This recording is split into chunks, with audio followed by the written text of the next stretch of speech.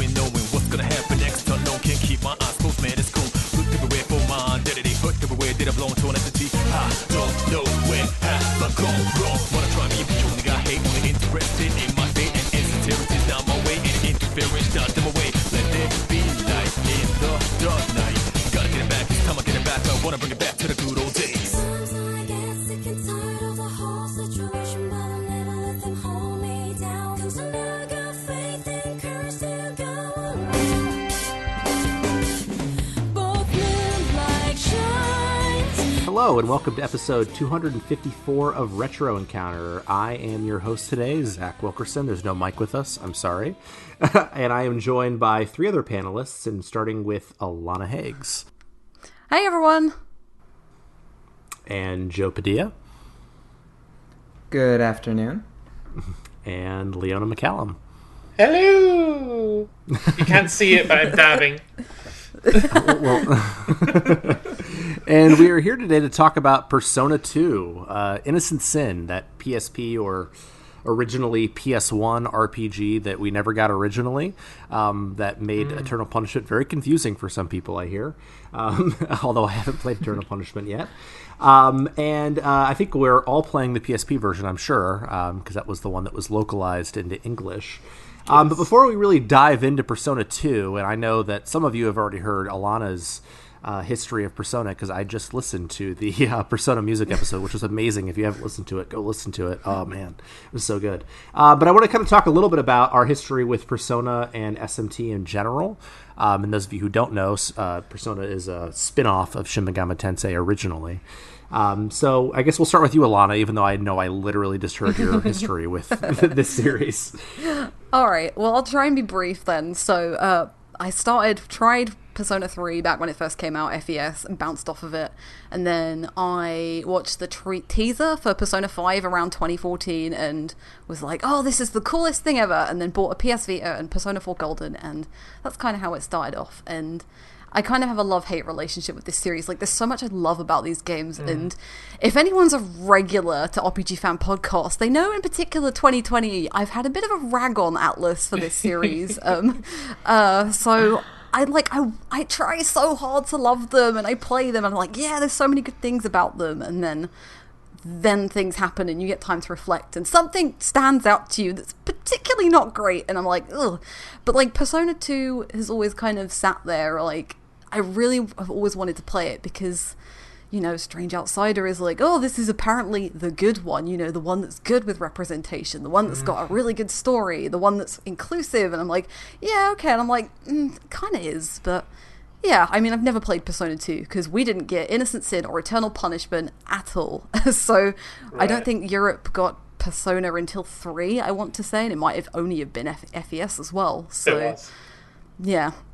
So we were a little bit behind anyway, but yeah, I was relatively late getting into the series and love and hate it.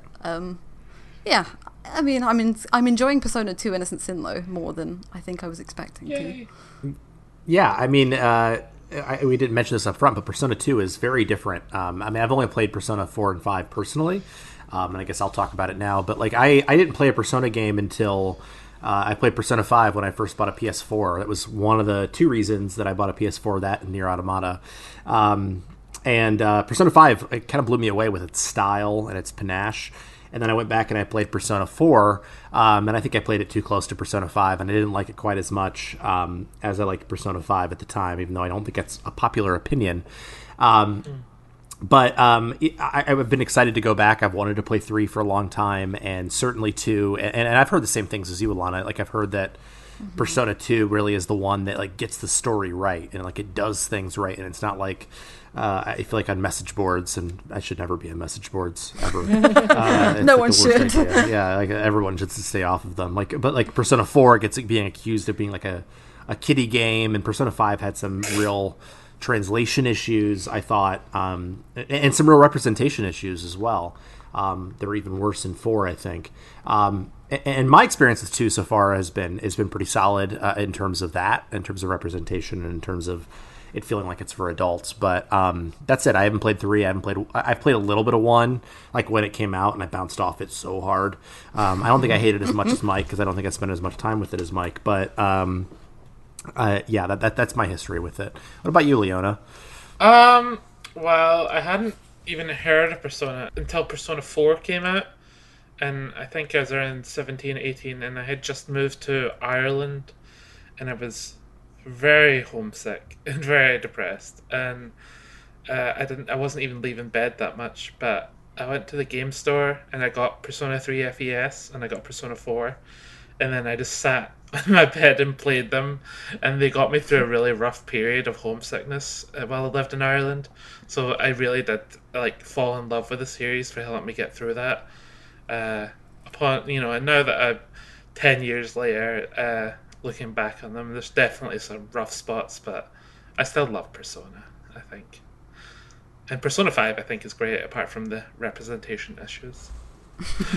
Yeah, I agree. I thought the combat was great. In some of the translation issues didn't really stick out to me until it was pointed out to me later, and yeah, I saw some of the changes in Royal, which I have not played yet. No. But Joe, what about you? What's your history with Persona and SMT in general? So, if people have listened to the Persona 4 Killer episode, I kind of briefly outlined my history with Persona there. But basically, I went, my first week in college, I went to an anime club meeting, because of course I did, and they showed this, and they showed, the first part of the first Persona 3 movie. And I was like, what is Persona? I've never heard of this before. And then, so I watched all those movies, and then a while later, I got Persona 4 for PS2, played through about half of it, but then college got in the way, studies, student teaching, and then, so I left it. I came back and picked up Persona 4 this past winter, hopped off of it because of, what's his name? Wind guy. Oh God. Yosuke? Oh, wow. Thank you. I banished him from my memory for very specific reasons. Yeah, Yosuke. Oh my god, I really couldn't stand him with just a lot of his stuff, so I bounced off it. Then this summer, I got back on and finished it. Really liked it for the most part. And I've never played any Shin Megami Tensei game, so I'm a bit newer to the Persona series in some way. Mm-hmm. Yeah, I mean, I think that, I haven't played any SMT games either, and I think that Demon Negotiation in particular, which Persona 5 has, which is great, but Persona 4 does not, really, I think adds a nice wrinkle to it. I'm really bad at it, I think. So you can, I guess I'll back up here for a second. So Persona 2 Innocent Sin is the prequel to Eternal Punishment. And I won't talk too much about how Eternal Punishment comes to be, because spoiler reasons, we can talk about those next time. And even though I haven't finished this game yet, I'm right where we were supposed to be. But Persona 2 Innocent Sin takes place 3 years after Persona 1. And if you haven't played Persona 1, and again, I've played Persona 1 a little bit of it, and don't. It's not good. It's not. I feel like the Retro Encounter is just like the Persona 1 hate podcast. It comes up once every 3 episodes. It's going to get on a public. It's going to get up on a public poll at some point. It's going to win the same way Kingdom Hearts did a few years ago. That's a great idea. Actually, I feel like I should do that just to mess with Mike. I almost nominated Beyond the Beyond last time, just because I thought that would be amusing. And I think Persona 1 is actually even more amusing. I have to get him to promise to be on it first, though. And that's how Zach never hosted another podcast. That's true. So it takes place 3 years after Persona 1, and I, even as a person who only played maybe 2 hours of Persona 1, I don't get all the references, but apparently there are a lot of characters from Persona 1 who are also in Persona 2. And it takes place in Sumaru City. And the thing that's strange in Sumaru City is that anytime there is a rumor, that rumor, if it spreads far enough and enough people talk about it, it becomes true. And it actually becomes a game mechanic later in the game where you can spread rumors about, weapon shops or armor shops, and, whichever one opens up determines how good the weapons will be, how good the armor will be. you can do a lot of different things with rumors, and rumors are really important in this game, not only from a plot perspective, but also from a mechanics perspective. But the game opens in, it's called Seven Sisters High. Am I remembering that correctly? Yep. Yeah. And I got to be honest with you. As soon as I start playing this game, I'm like, what is this? Why are people wearing bandanas around their head? Like, I'm very confused by all of this. And there's some rumor going around that, like, your face can get messed up because of the emblem at Seven Sisters High. I'm like, what is this David Lynch nonsense? Right? Yeah, like, it does throw you straight into it, doesn't it? Like, there's not a lot of context to it. You just kind of expect it to pick up and run with everything. And that's really interesting, because Persona 3, 4, and 5 go out of their way to ease you into the world, into the school system, and into the Persona system as well. But actually, many of the characters in Persona 2 already have their personas.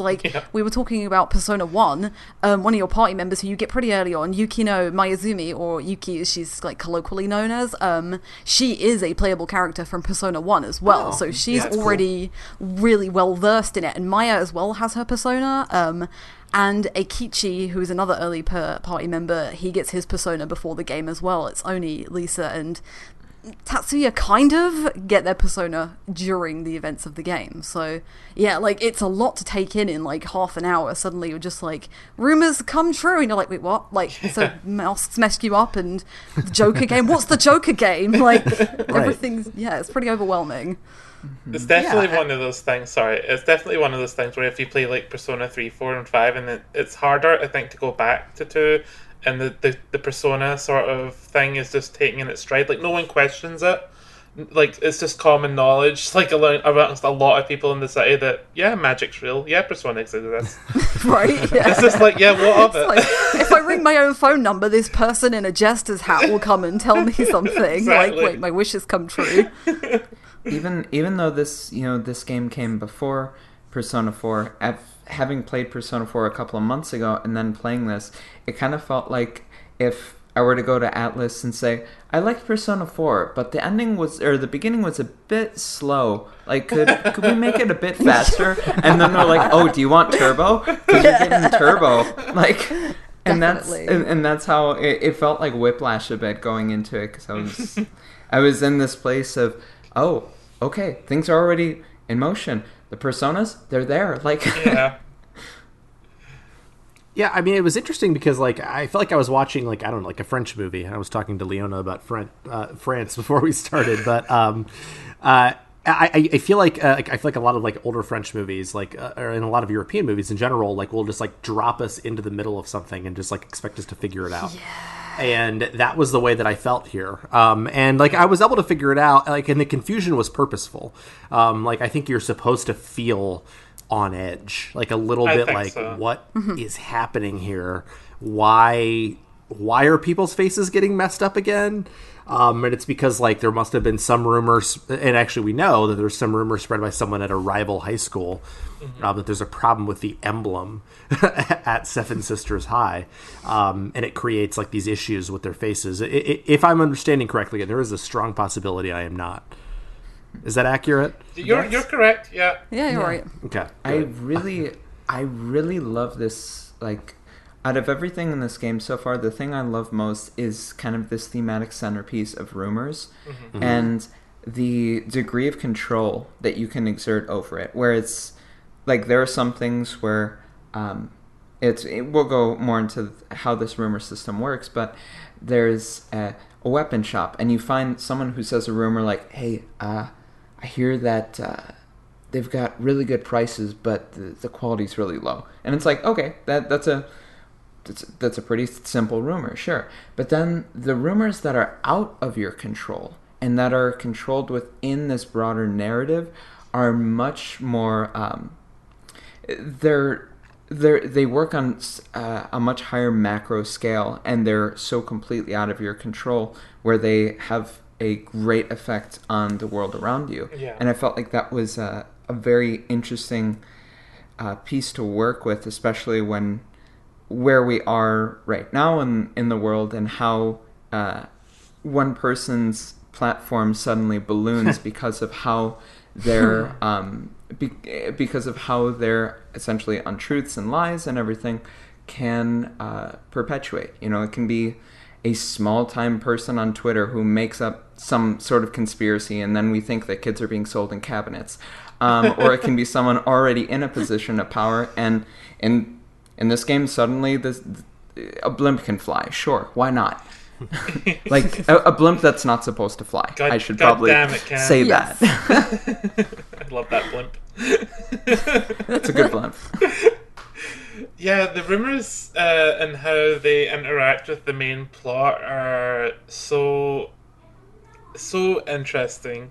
Because the first time I played this game, I just played it like I was playing any other RPG. Like, the story is the story, and I kind of take it at face value.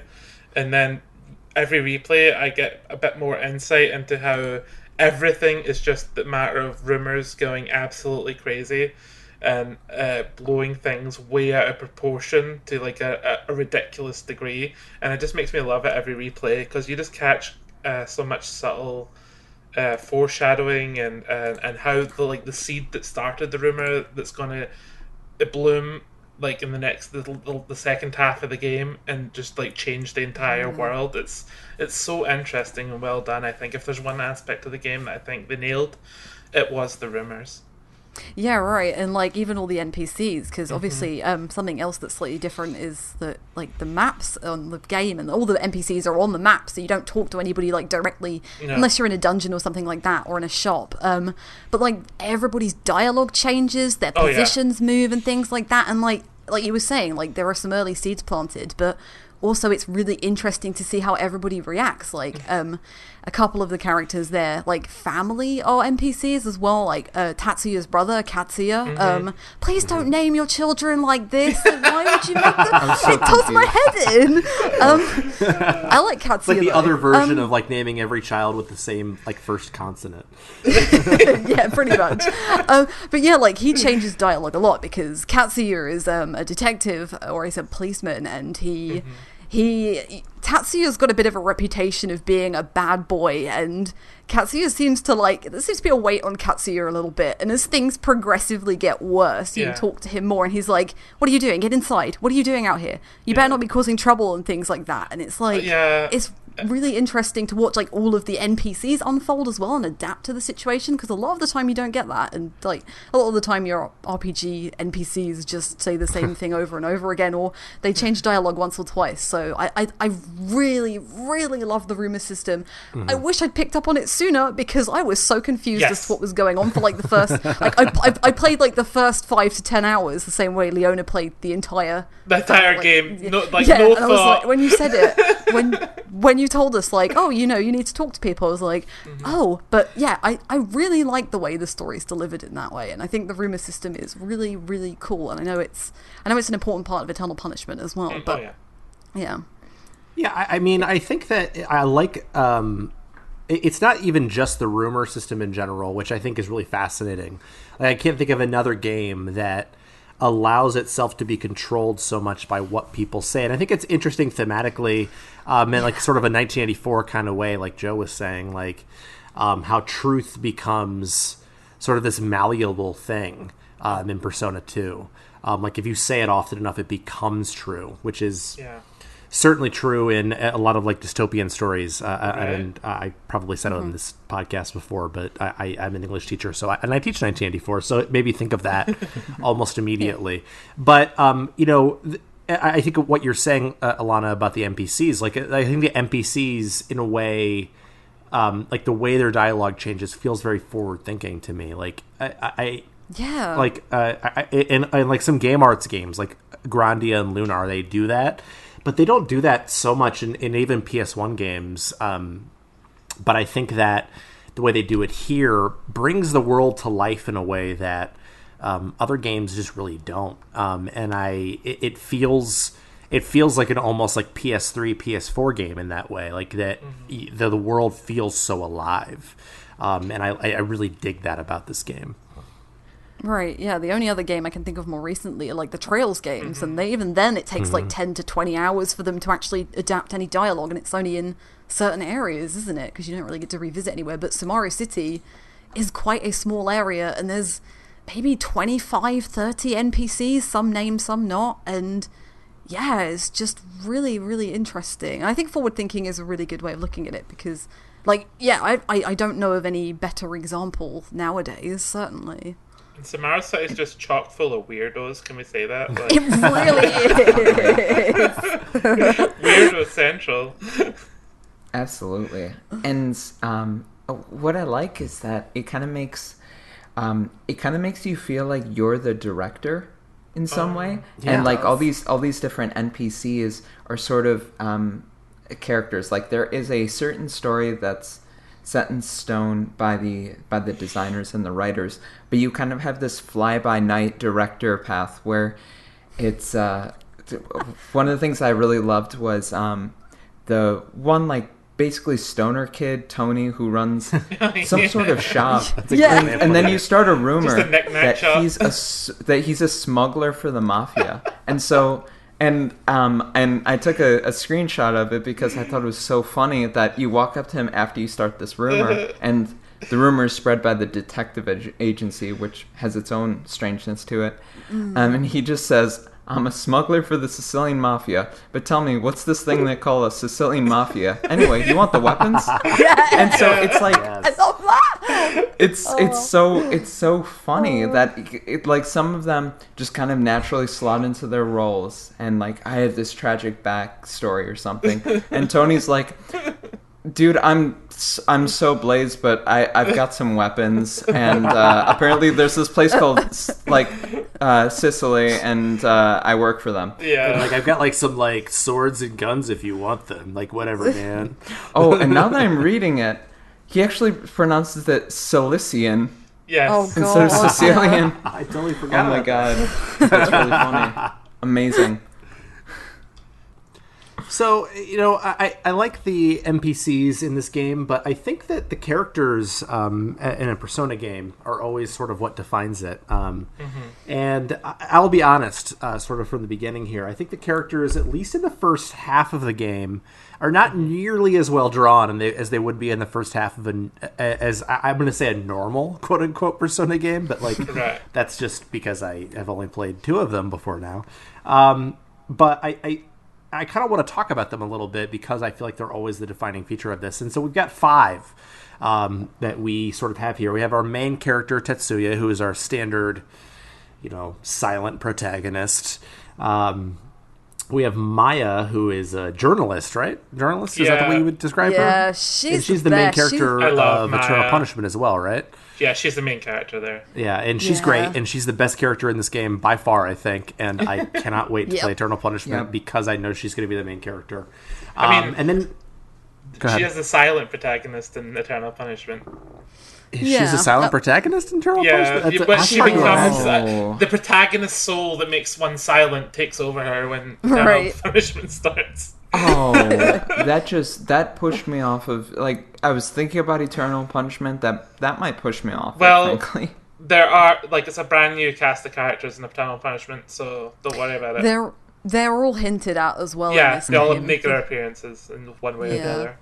I will say though, like, even though Tatsuya, and I'm probably like jumping ahead because we've got other characters to go into, and like a silent protagonist in general in the Persona games, they all have a pretty defined personality, like from the get-go. Like Maya, like this whole game's going to establish Maya as a character, and I'm sure she won't lose any of that in Eternal Punishment. And No. I mean, the minute we all fell in love with Maya surely was when Yuki gave her a pair of guns, and she was like, "Yeah, let's go!" You know.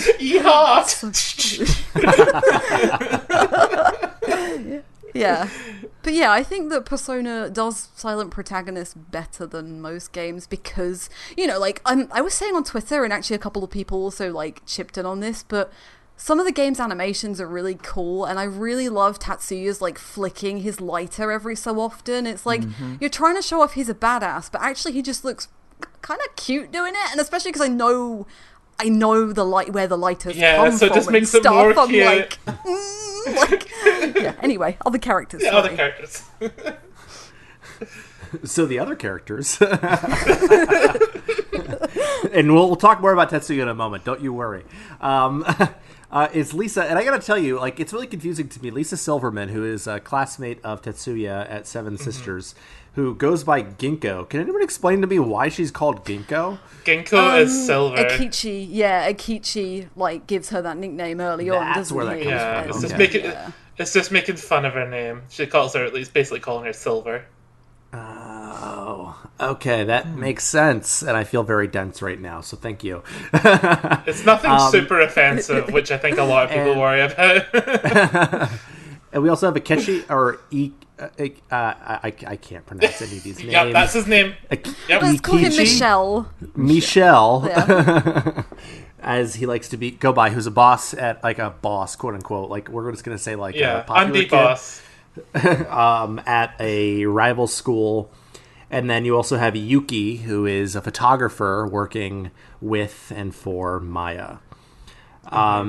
So I want to come back to, at least for a moment here, the silent protagonist element of Tetsuya. And I agree with you, Alana, about persona protagonists being pretty defined. I feel like, at least in the two that I've played before this, how would you guys describe Tetsuya's personality? I think, he's like a troubled young teen, I think. That's how I think of him. Just, like, in his own head a lot is how I think of him. And not wanting to get close to people. Yeah, definitely. I mean, well, like, they try and set him up to be, again, I'll repeat myself a little bit, like, this really cool kid, but he is quite introverted, and there are some scenes, like, early on where, like, when he's interacting with the rest of the cast or the rest of the party, he's a little bit more withdrawn, and not just because he's silent, but he generally just seems kind of away from the situation. But there's one moment, and I'm sure we'll talk about this, in the air raid shelter with Maya, where they're sitting together and they're all taking turns watching, and she, like, gets this toy out and he smiles at her. Yes! And it's, like, the first moment where he gets a Adorable. little bit... It is so cute, yeah. You also realise that there's something going on. I love that scene. Yeah, but yeah, I really like Tatsuya, and it's not just because he is definitely a shy bisexual god or anything like that. Like the game seems to. But he is. I mean, he definitely is. Yeah, I mean, yeah. I don't know. Like, I just find him really endearing, and I think the way that the game paints it, or the characters try to paint him as this, like, bad boy, but he's actually not. That's a bit of a weakness for me. I kind of like that in a character, so maybe that's just my own judgment. I think with Tatsuya, so far I do, I think he's all right as far as, like, a main character and a mostly silent protagonist with a decently defined personality. Just on an aesthetic thing, I don't like how he looks. Like, he does get a really needs a cool, new like, haircut. biker suit in Eternal Punishment. Yeah, I've seen that, and I'm like, he's cool. like Uma Thurman in But, Kill like, Bill in Eternal Punishment. Yeah, but, like, with I feel like on a character design front, like, maybe they're not the best designs, but I feel that Maya and Michelle and Yuki's designs, they show off their personalities quite a bit. And Tetsuya and Lisa's outfits, especially because they're in these school outfits, I think that their accessories and such needed to be more present and more unique for them to be able to communicate something visually, because you don't really get much from Tatsuya or Lisa, aka Ginkgo, from how they look. Oh yeah. Yeah.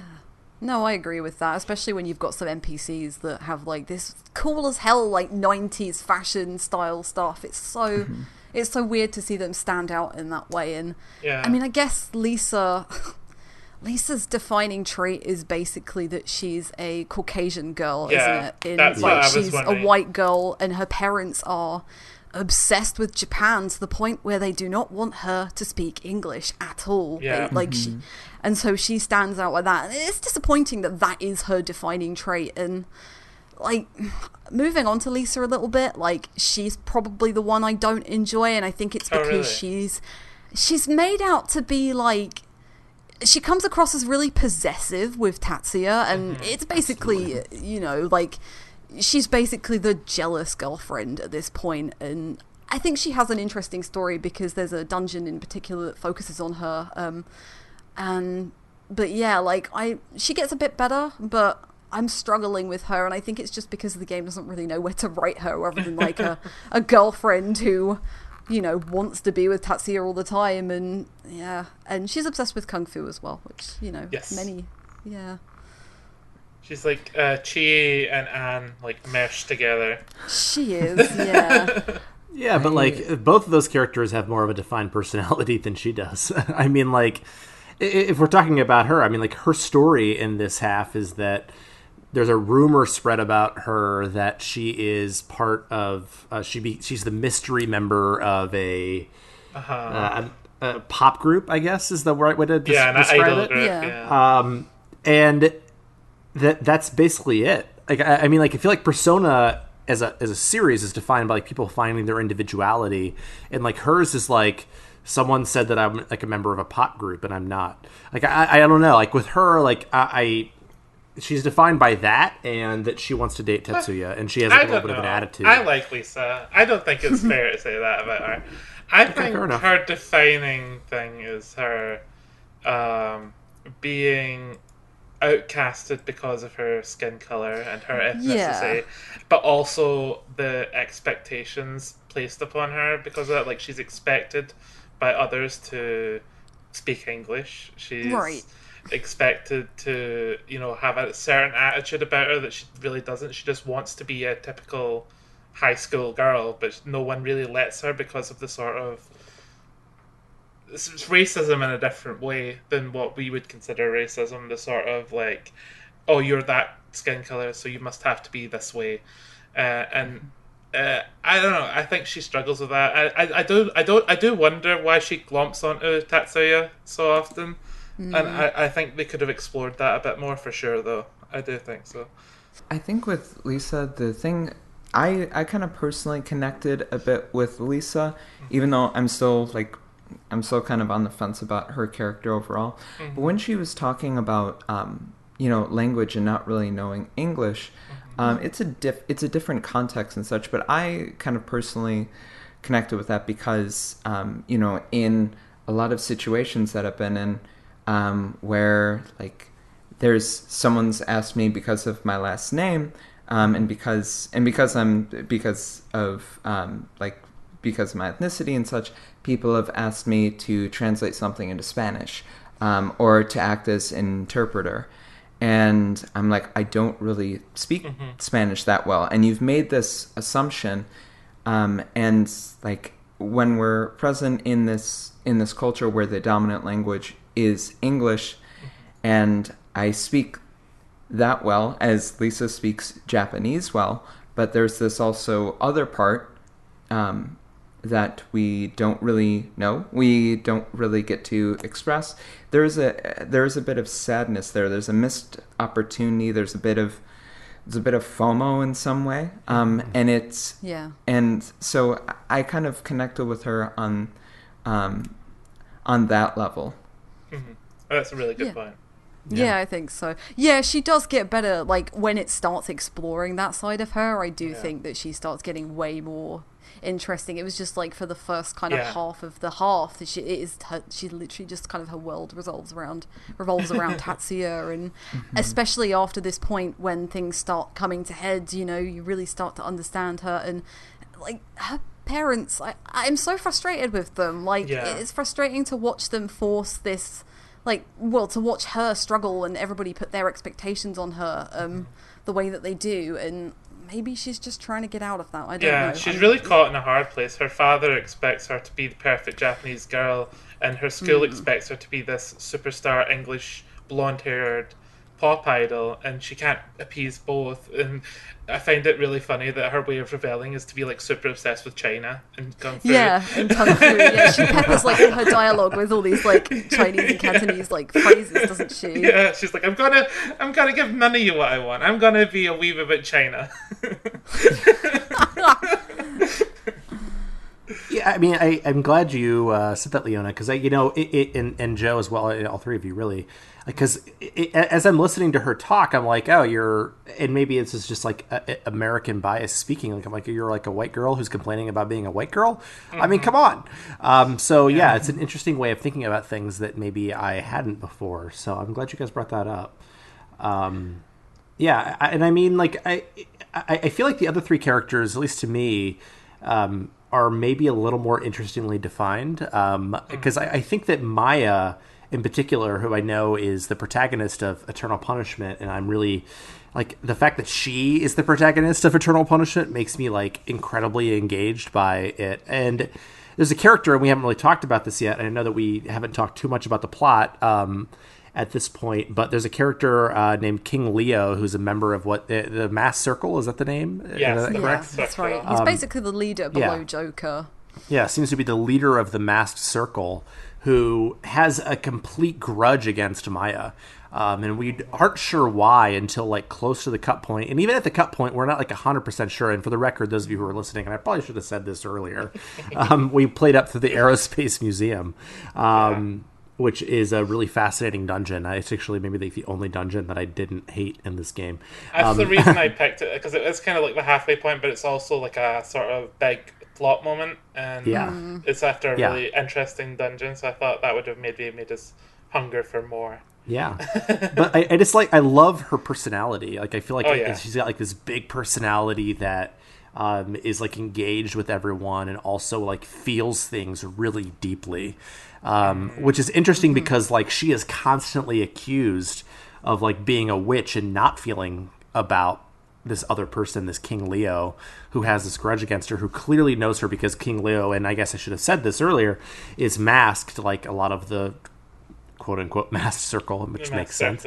Yeah. Can we talk about how awesome their masks look, though? Yes, right? please do. Cool. I love the design of the masked circle. That's all so cool. We can get to them when we get to them, but oh my god, Lady Scorpio. Yeah. Yes. Yeah, Maya's and it's also contrasted with just how bubbly Maya is. She's really your most energetic person in the group. Her dialogue in coming into battle and leaving battle are just really funny and charming. Like, it's whoop ass time. Yeah, it's whoop ass time, or grab your asses and run. Like it's really she's a very she's a very bright and energetic character, and so when there's this wedge of King Leo just bearing this intense grudge, and she's thinking, why are you so angry at me? And we as the audience are like, yeah, why are you so angry at Maya? She's great. And I think we'll probably learn more. Well, we've already started to learn a bit about that, but we'll learn more and hopefully see some more layers peeled back from Maya. Yeah, and I think one of the really interesting things for Maya, about Maya for me, is like, she's the oldest party member that you have. I think Yuki might be the same age as her, but she's in her 20s. Like, all the other characters in this game are 17 or 18, Which means she's very old in Japanese RPGs. Yeah, she's younger than me and she's very old, folks. So, like, she's the oldest party member, but she might have the youngest sensibilities. Like, her catchphrases, the way she talks, the way she peps people up. And, like, the first moment I noticed when King Leo turns up, I think it's at the end of Kasugiyama High, when you're rescuing the kids there. Right, yeah. Like, King Leo turns up, and he's, like, sets something on fire, and she falls to her knees, and she goes, Daddy, help me. And it's like, oh my, like, you can see this trauma come out of her, and you're like, I want to give her a hug. And I'm so interested to see, like, and obviously she's got Mr. Bun Bun as well, which is like this little toy that she made for her dad. Oh god, that moment, that whole sequence. That scene is amazing.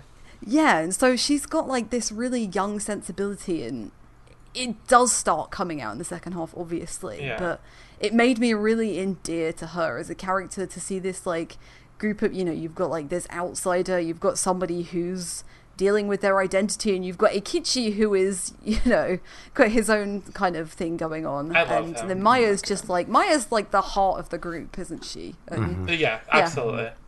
Yeah, I love her. I love her to bits. Yuki's the more adult than She's Maya. mum, Yeah, basically. she's the mum, and that's funny because her persona is Vesta. So Yes, that's right. they really thought about that. Yeah. I mean, it's funny because, like, I tell students all the time, and again, I know I'm saying, like, talking about my job, but, like, I tell students all the time, like, you, like, care about nothing attitude. Like, it's not going to play after you're 18. Like, no one likes that after you're 18. Like, that might work for you now, but, like, no matter how many times you watch the TV show House, no one actually will like you in real life. And it's a great example here. Like, Maya is either the oldest one or, like, tied to the oldest or whatever. Like, but she's the character we identify most with because she just like loves people and she's like engaged with people and she has like this personality that is big. And I think that like her secret past is like whatever it is, and all we know at this point, I think, and again I could be wrong about this, is that she in some way knew King Leo, and like King Leo was like involved in like a house, like a burning, and like King Leo is maybe insane in some way. Like maybe they're siblings. I don't know. We haven't discovered that information yet at this point. But what we know about her as an individual, thank you, Leona, as an individual makes us like her a lot. And because she's the oldest, I think that always, to me, like that makes this story seem more real because like teenagers always want to like do like a thing, like and stop, please, like just like be nice and people will like you, and that is 100% who Maya is. Yeah, she's also pyrophobic, which she sort of gets over at the Aerospace Museum. And actually thinking about it, like the fact that Tatsuya's persona is fire-based and she's pyrophobic is a little bit interesting. But, yeah. Stop. No, I just keep thinking of these things on this I path. had not thought of that, but that's super interesting. Yeah. Now I want to know more. Play the second half then. I'm going to.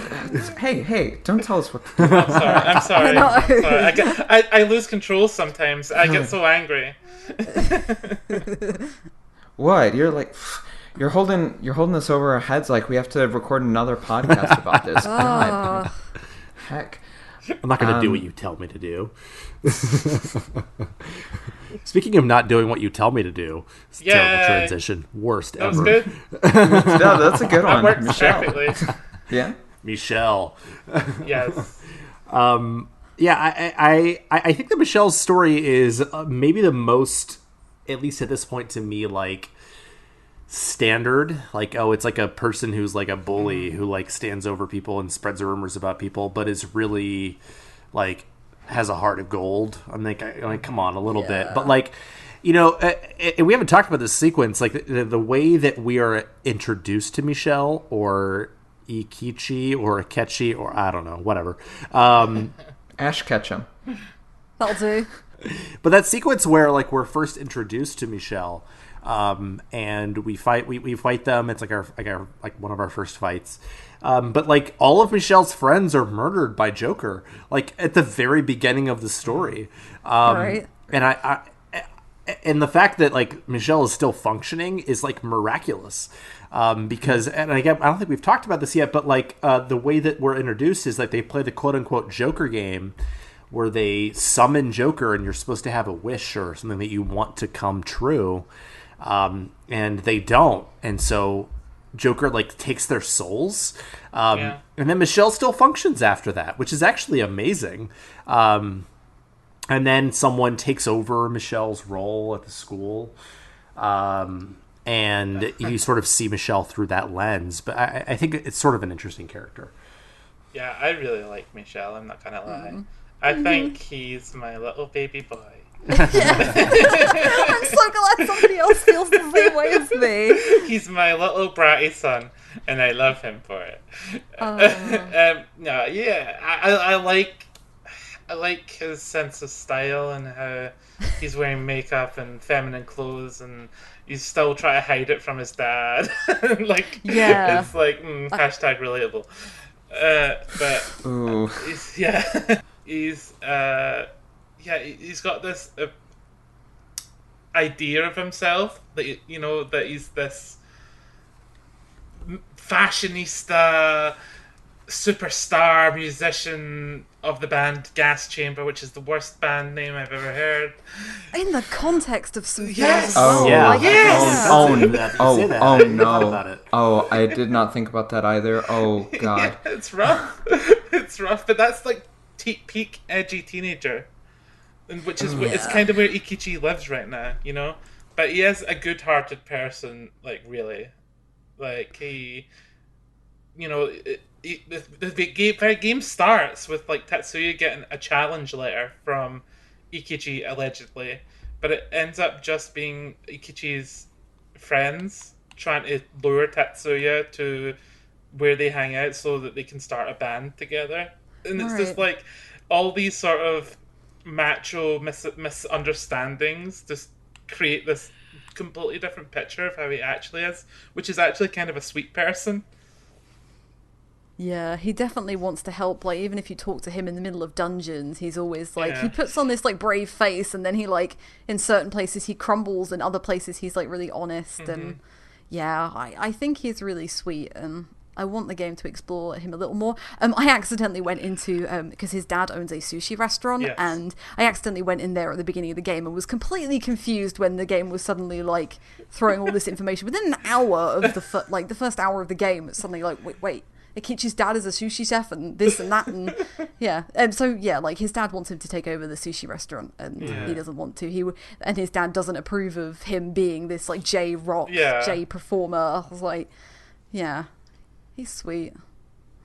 And I do like his character, but I don't like the fact that he's voiced by Troy Baker. Oh, right, Not to say that actually, Troy, yeah, and not to say that Troy Baker is like a bad voice actor, because like I wouldn't say that, but especially after having come from Persona 4, so this is this is a bit of a more different experience, having just played that so recently, but having Troy Baker just played Kanji in that game, and then him playing Akechi, who is a different character, but they do share some similarities, and they're it's just a weird sort of dissonance, and it's like, yeah, I've been in this universe and you've been voicing a different character, and now you're voicing this character like 3 years after the fact, because I don't think the original had voice acting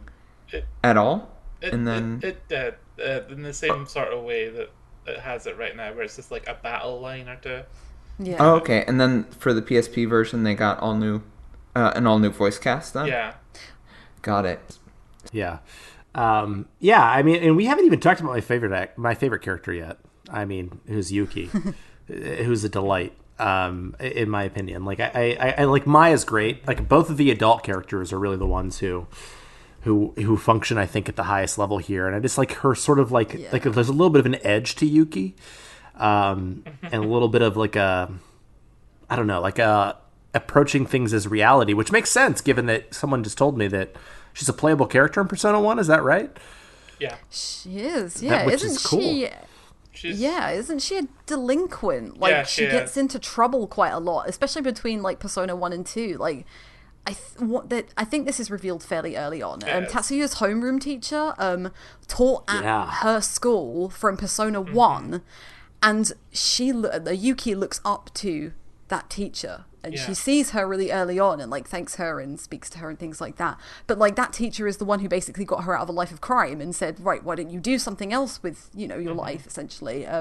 Yuki's great. She's got that edge, and she's like a bubbly but edgy. She's like a mix between Maya and Ulala, who you also meet in the first half of the game, which is Maya's roommate, the one who's doing the boxing at Gold.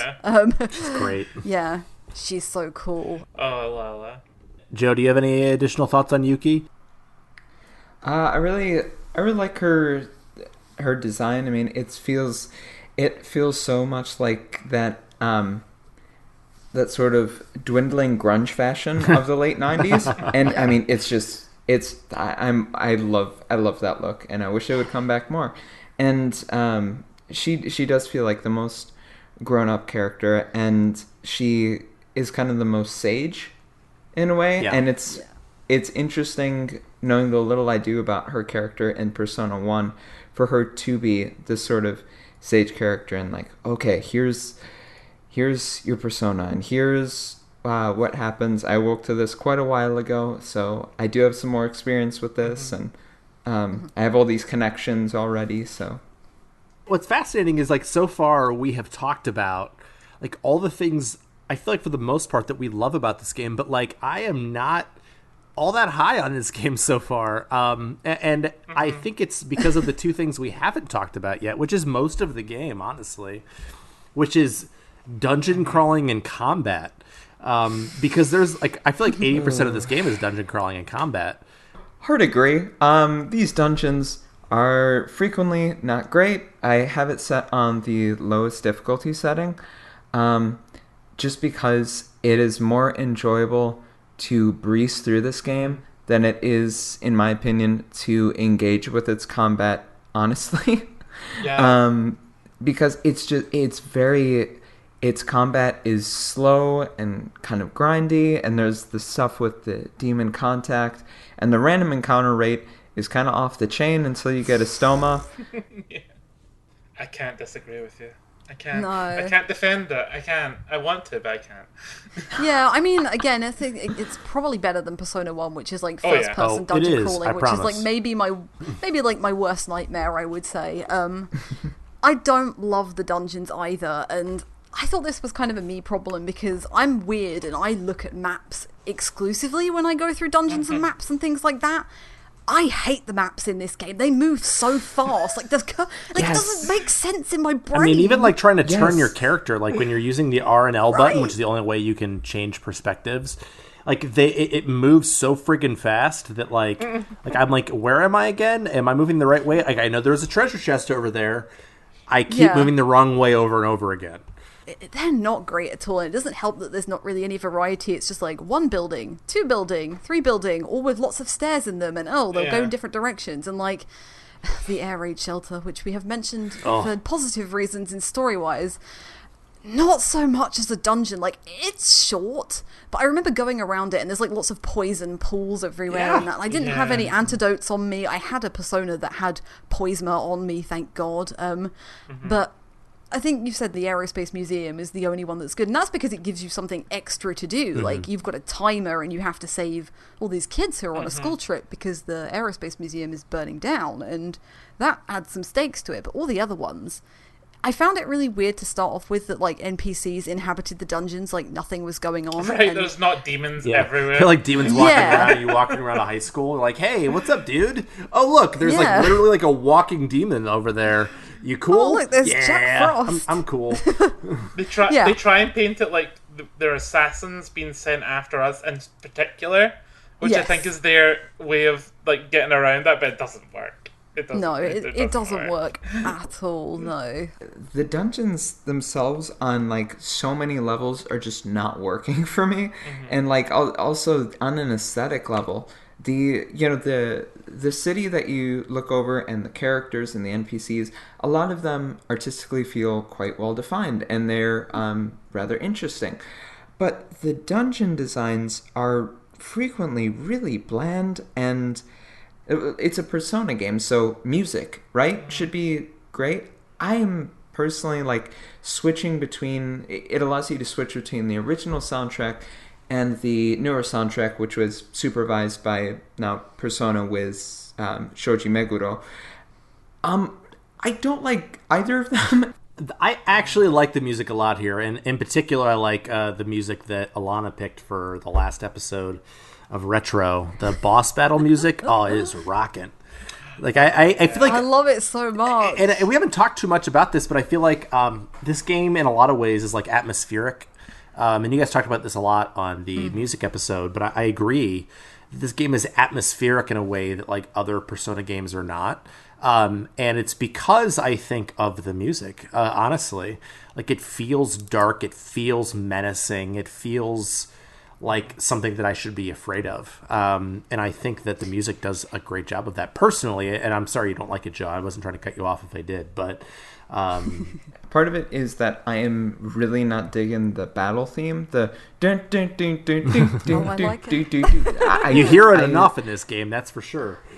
You do, Yeah, yeah. yeah. I think it's my views on the music are probably being overrepresented by just the battle themes because of how high the random encounter rate is, and the fact that I don't like it very much. It's like with when a battle theme isn't hitting you right, it can be very tiresome. Definitely. It's like with Chrono Cross or something, where literally the only song I don't like Gale. in that Gale is the only song on that entire soundtrack. I've listened to that soundtrack a lot. It is the only song I don't like on there, and it's of course the one you hear the most. Yeah. Well, we all know the best song in Persona 2 is the shopping theme. Yes. They're all like the cheesiest 90s, like crooning old men music, and I love them all. They're great. Yeah. But also Yukino has the best theme in the game. Like, for serious, like Yukino has the best. I mean, I agree. I like Maya's theme. Oh yeah, Maya's is good as well. Maya's theme's great, and it has so many variations as well between the two games that it's... Again, I think I'll pull this from the music episode from last week. Like, Maya's theme is almost as key as the R&B song that they use in Eternal Punishment. Like, it's a definite thread between those two games. And Right. represents her at different stages between the two games as well. So, yeah. Oh, actually just like came to me, and like I really wanted to get this point across when I was like thinking about recording this today. I was like, no, I have to say this on the podcast, and it's to do with music. I'm so glad it's not just Araya of the Soul that plays in the Velvet Room like it does in 3, 4, and 5. I love that song, but I feel like most of my life is hearing that song now. and You can hear it in Smash now. when Claire de Lune plays, I'm like, oh, thank God. I know, right? So good. And also the music for the opening cinematic is pretty cool as well. Oh, so Yeah. good. Oh, yeah. It's I mean amazing. the opening cinematic in general, of like as soon as I booted it up, I was ready. Was that your Like, favorite it part of just- the game so far, Joe? I mean, kind of. I was really it's like. good. It's a really good opening You're not cinematic. wrong. I don't disagree. I like other things about the game, just that one's really good. The thing we haven't talked about too much yet, one of the things that I think makes the dungeon such a slog is that the combat is not super fun. So, those of you who haven't played, and if you haven't played, go play it and don't listen to this podcast, which I say an hour into recording. It is the combat, because the combat is slow. Like, you have to do so much confirmation, even when you're doing demon negotiation. Like, I go in and I pick, I'm like, and then it says, like, are you sure you want to pick this person to negotiate with a demon? And I said, yes, I already picked them. I am 100% sure that I want to pick them. And like, when you're having the conversations with the demons, they take a while, but they're well localized, and we haven't talked too much about the localization of this game, but like, the localization is pretty strong here.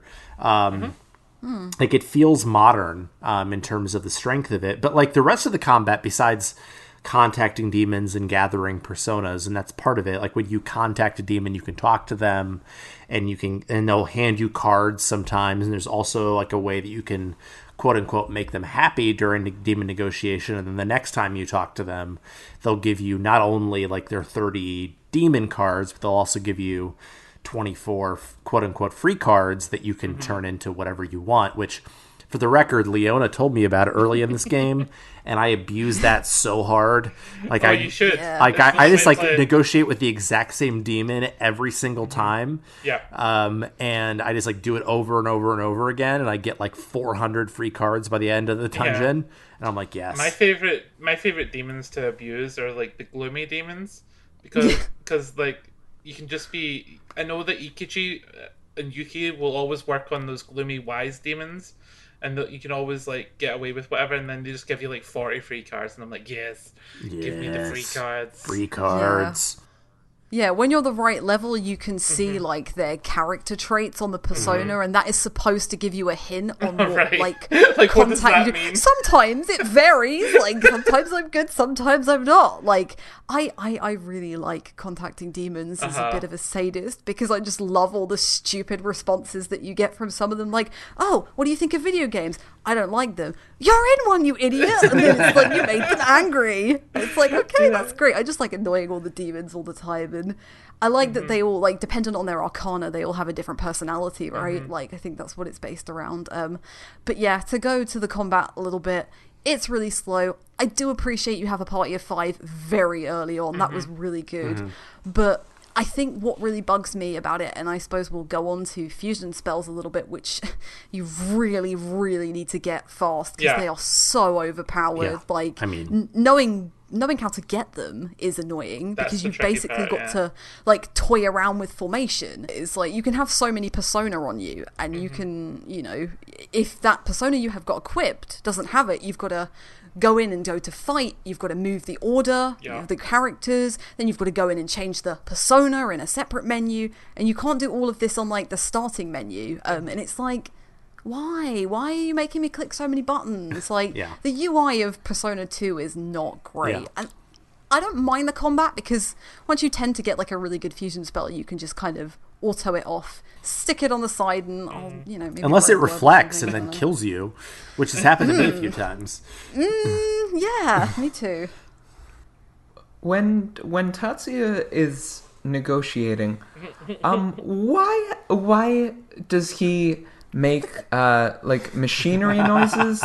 He's like, Tatsuya just impersonated It's what, like a incredible. jackhammer and said. I mean, I think it's hilarious, but it's, you know, all these other characters are like, hey, cheer up. I'm going to consult with you. Or Michelle is like, I'm the best. I'm Rockstar, Yeah, whatever. let me And then play Tatsuya's just like,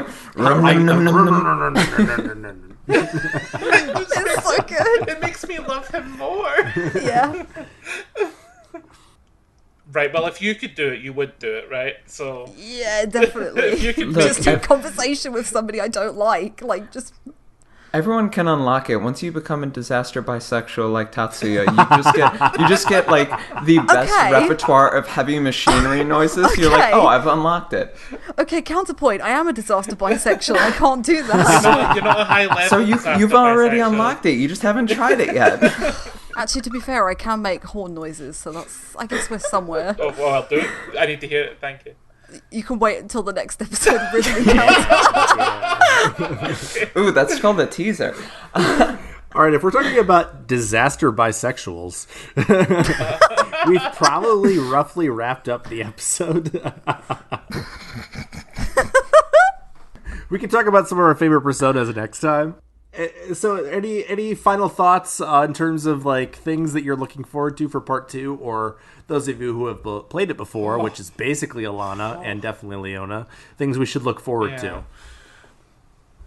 Yeah, get ready for the last battalion. I'll just say that much. I mean, I've heard them mentioned at this point, and I'm very curious.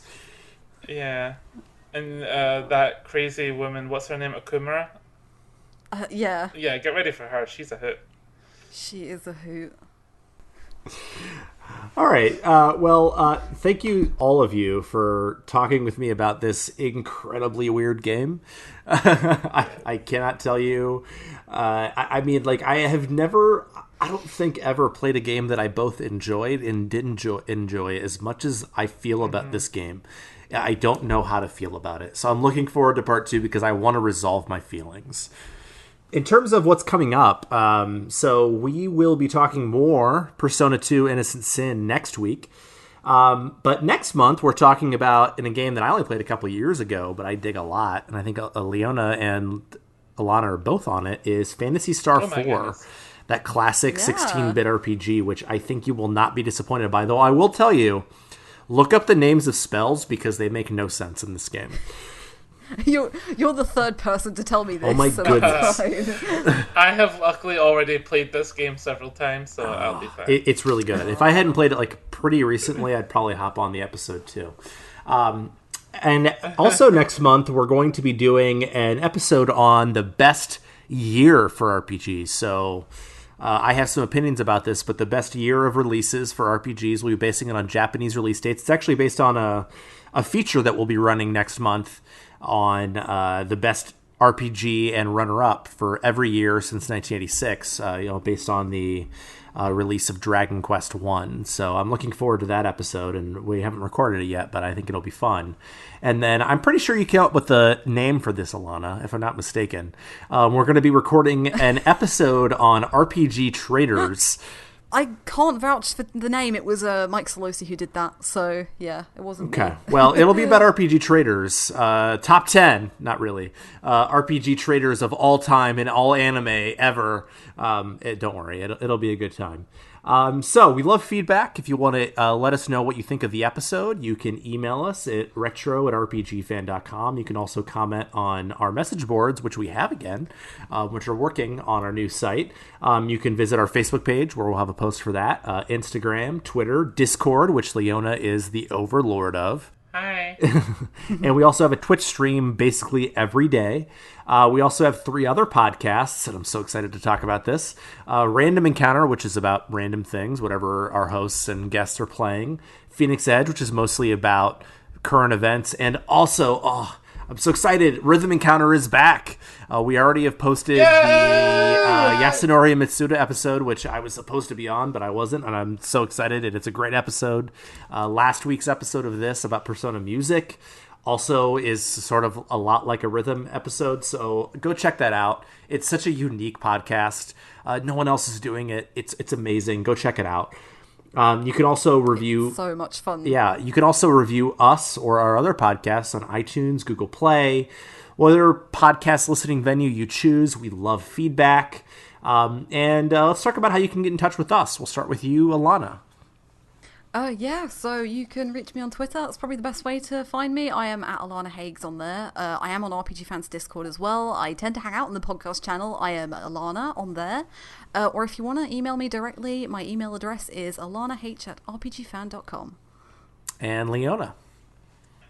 You can find me at StarMongoose on Twitter, and I also stream on Twitch at StarMongoose RPG Fan. And Joe. You can find me on Instagram, Twitter, and Discord as I've changed it to @EvaLeast instead of Least, because I didn't want to think I was the least. And you can find me on there, as well as just on RPG Fans Facebook and Twitter generally. All right, and you can find me by emailing me at zachw@rpgfan.com, and you can also find me on Discord at zachw. Again, thanks so much for talking about this game with me. It's weird, it's hard, it's not fun sometimes, but you know what is fun? Chatting with the 3 of you. It's always a delight. Aww. Cute. Roll the credits. Thank you, listeners. Good night and good luck.